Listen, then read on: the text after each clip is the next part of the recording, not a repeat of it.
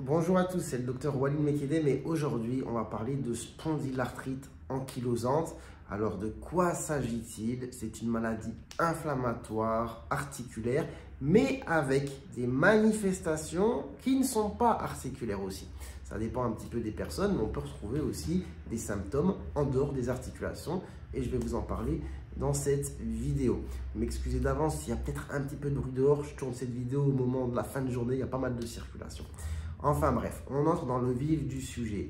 La spondylarthrite ankylosante est une maladie auto-immune inflammatoire des articulations. C'est-à-dire que le corps, votre propre corps, va s'attaquer aux articulations et en particulier laquelle? C'est les articulations sacro-iliaques.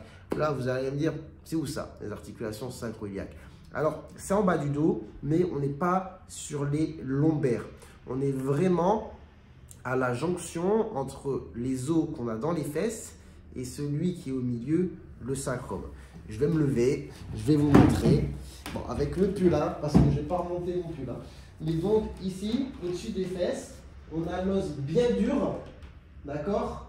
Et ici, on a les os de la hanche qui vont se joindre à ce niveau-là. Et les sacro-iliaques, quand elles font mal, elles font vraiment mal à ce niveau. Donc c'est vraiment bien plus bas que les lombaires. On n'est pas sur une douleur de bas du dos comme dans un lumbago.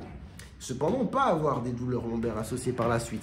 Mais une des caractéristiques principales de la maladie, c'est d'avoir des douleurs articulaires au niveau des sacro-iliaques. Et quand on va faire justement des examens type IRM, on peut mettre en évidence ce qu'on appelle des sacro-ilites, c'est-à-dire une inflammation à ce niveau-là.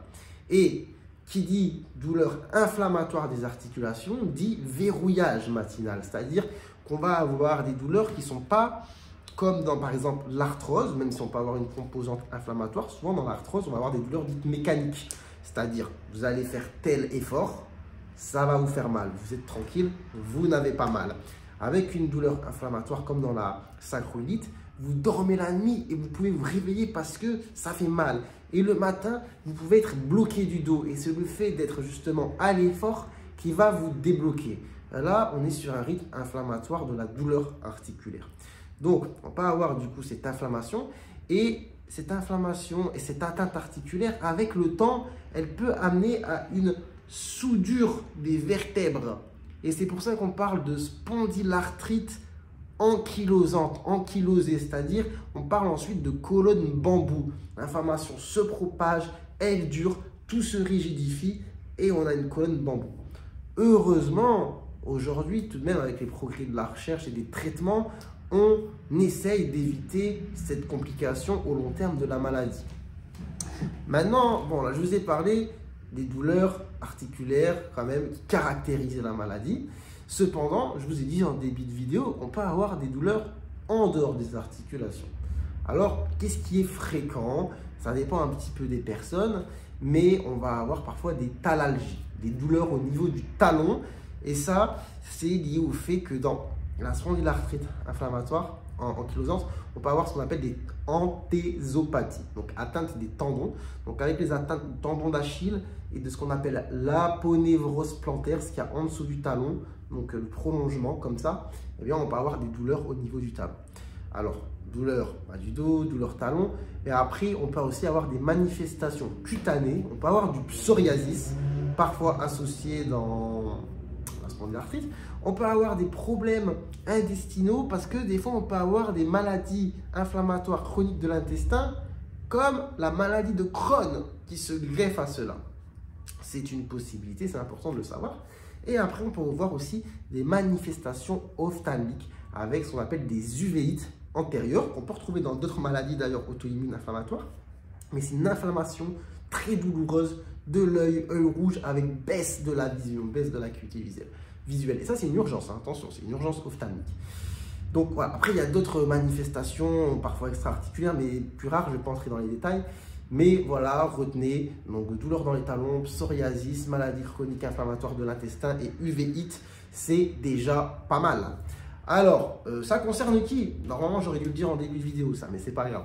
ça peut aller sur les statistiques jusqu'à 1% la population en Europe. Donc voilà, c'est quand même pas rien. Après, ça concerne surtout donc les hommes jeunes avec une fourchette de diagnostic entre 20 et 40 ans, mais cependant, il y a aussi des femmes qui sont atteintes. Et d'ailleurs, je fais cette vidéo parce que j'ai vu une dame qui a ce problème de santé et je me suis dit, bon, bah, c'est un sujet, je pense que je n'ai même pas encore abordé sur ma chaîne, donc je vais en faire une vidéo. Donc voilà. Après, bah, vous allez me dire, ok, comment on fait le diagnostic? Comment on fait le diagnostic? Eh bien, évidemment, on a la clinique, c'est-à-dire les symptômes que j'ai évoqués. On a ensuite certains tests biologiques. On va faire prise de sang, on peut rechercher l'inflammation dans le sang et on peut rechercher la présence d'un gène qu'on appelle HLA-B27. Bon, il y a du monde dans la population qui a ce gène, ça ne veut pas dire qu'on a la maladie. Par contre, si on a les symptômes, l'inflammation plus le gène, c'est quand même un bon faisceau d'arguments pour aller vers ce diagnostic, surtout si on rajoute l'IRM des sacro-iliaques qui retrouve la sacroïlite. Bon, il y a un chien qui m'embête là. J'espère que ça ne couvre pas le son de ma voix. Enfin bref, je continue. Donc l'IRM, le test HLA-B27, qui est un test génétique du coup. Et puis après, vous allez me dire les traitements, que fait-on? Que fait-on? Bah, bien, sur les traitements, bah, ça va être du cas par cas, ça va dépendre un petit peu de l'intensité de la maladie, de l'invalidité que ça occasionne. Et du coup, il y a tout ce qui est traitement anti-inflammatoire pour jouer justement contre l'inflammation. On a évidemment la rééducation, il y a kinésithérapie qui est très importante. Et on va avoir maintenant ce qu'on appelle... Il y a du bruit. Hein. Je vous avais dit, hein, je tourne cette vidéo en fin de journée, heure de pointe, il y a du monde dans la rue. Bref, on va avoir ensuite ce qu'on appelle les biothérapies, donc qui sont des nouvelles thérapies à base d'anticorps finalement. Voilà. Ouais, non, mais c'est ça. Et qui va permettre de calmer les symptômes et d'éviter d'arriver aux complications type colonne rigide et colonne ankylosée. Voilà. Enfin bref, j'espère que vous aurez appris des choses, que cette vidéo vous aura plu. Si c'est le cas, n'hésitez pas à la liker, commenter, pourquoi pas vous abonner. Désolé pour le bruit dans la rue, je n'ai pas le contrôle sur cela.